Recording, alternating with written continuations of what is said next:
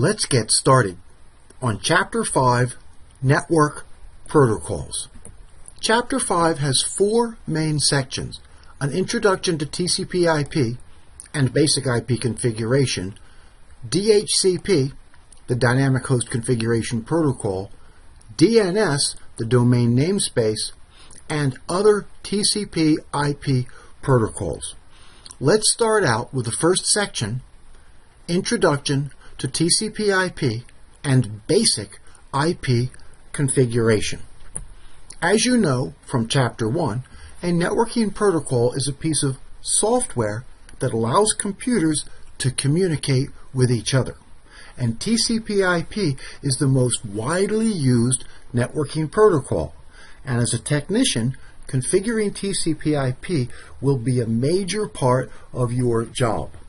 We say TCP/IP as if it is just one protocol, but actually TCP/IP is 2 protocols.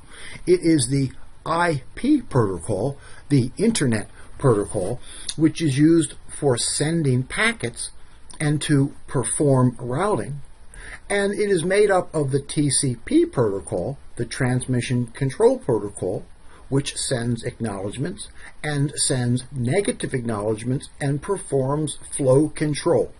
IP sends the packets and TCP sends the acknowledgments, and together TCP/IP provides communications between computers. Let's take a look at TCP/IP. If we click on Start and go to Control Panel and select Network and Internet and select the Networking and Sharing Center, and we select Change Adapter Settings, and we go to our Ethernet adapter and right-click and select Properties, we can see there it is, TCP/IP version 4. And the description shows that the Transmission Control Protocol, Internet Protocol, is the default wide area network protocol that provides communication across diverse interconnected networks. If we click on Properties, we can see this computer's IP address. Every computer gets an IP address, and no 2 computers should have the same IP address. An IP address is a number which is assigned to a computer, and no 2 computers should have the same IP address. It is written in a dotted decimal format, such as 65.20.100.5, and each one of these values is called an octet. Assigning IP addresses. All computers must have an IP address, and our job as network technicians is to assign an IP address to every computer.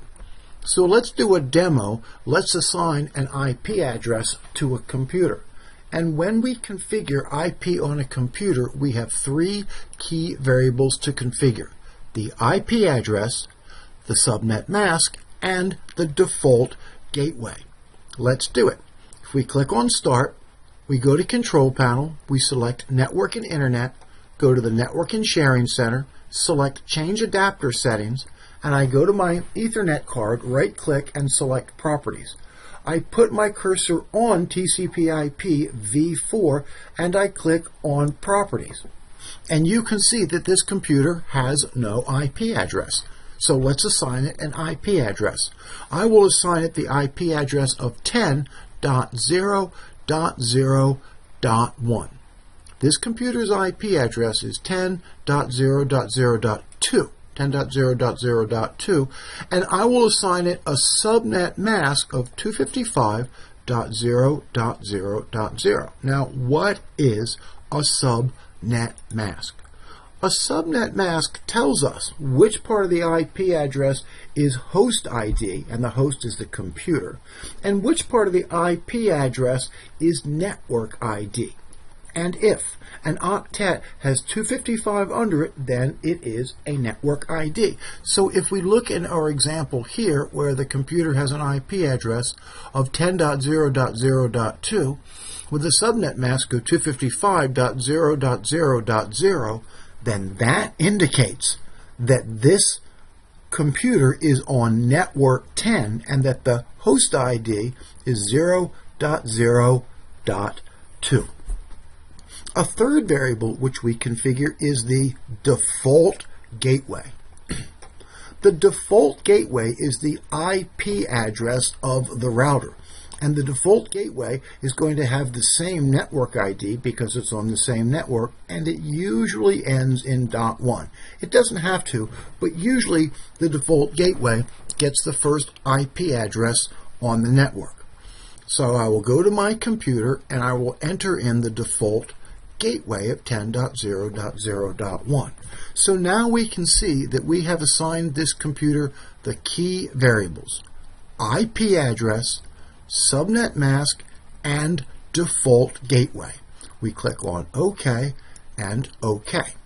Now, to test TCP/IP, we can use the ipconfig command or the ping command. The ipconfig command shows us our current IP address.